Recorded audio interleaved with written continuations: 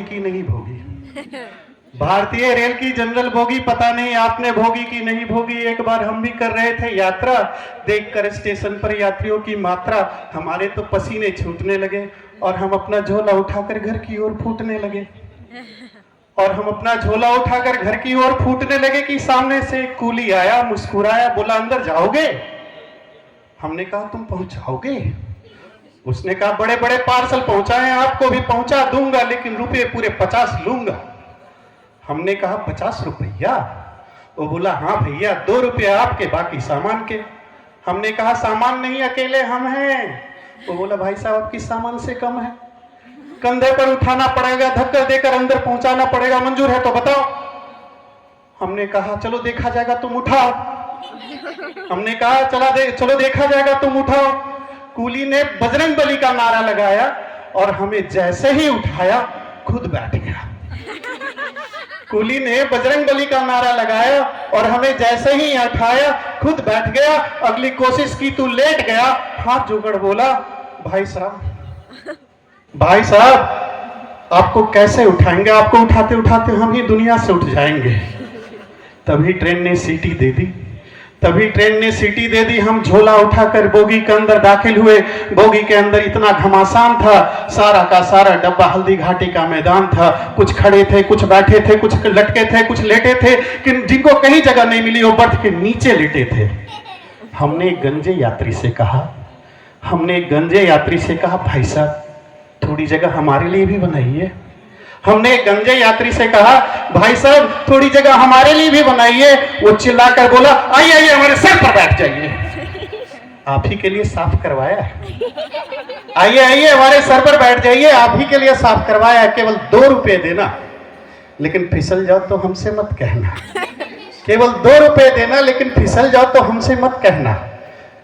एक सज्जन फर्श पर बैठे थे आंखें मूंदे। उनके सिर पर गिरी पानी की गरम गरम बूंदे।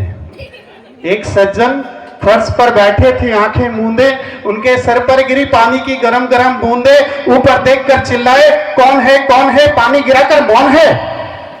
ऊपर के बर्थ से आवाज आई माफ करना बड़े भाई। ऊपर के बर्थ से आवाज आई माफ करना बड़े भाई, पानी नहीं है।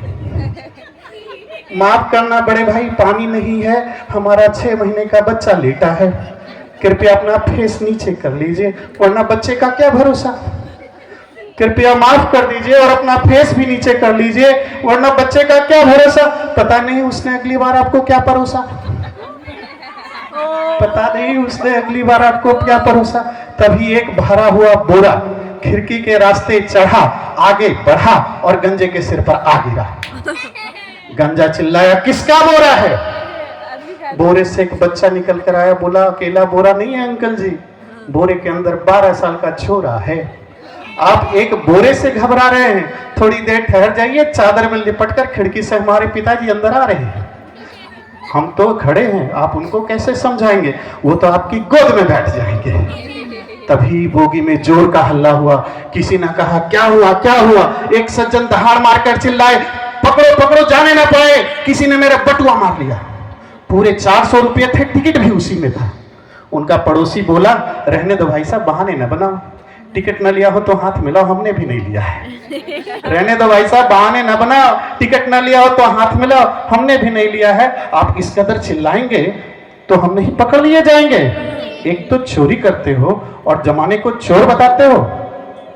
वो बोले नहीं भाई साहब मैं चोरी नहीं करता, मैं एक टीचर हूं। यही तो सबसे बड़ा झूठ है, टीचर के पास बटुआ, ऐसा तो इतिहास में नहीं हुआ। तभी एक छात्र बोला सर जी कैसा इतिहास? बोले मैं इतिहास का शिक्षक नहीं, मैं भूगोल का शिक्षक हूं। आप भूगोल के शिक्षक हैं इसलिए आपका बटुआ गोल हो गया है। तभी किसी ने कहा बल्ब कहाँ है, पंखे कहाँ है? दूसरा बोला पंखों से आपको क्या आपत्ति है? आपको तो पता नहीं रेल हमारी राष्ट्रीय संपत्ति है, कोई राष्ट्रीय चोर इसमें से अपना संपत्ति ले गया है, आपको मर्जी आप भी ले जाओ, लेकिन जेब में जो बल्ब बाथरूम से चुराए उसे तो दे जाओ।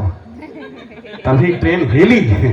एक ने कहा जय बजरंग बली, दूसरा चिल्लाई याली, तीसरे ने कहा कहाँ चली ट्रेन, कहाँ चली?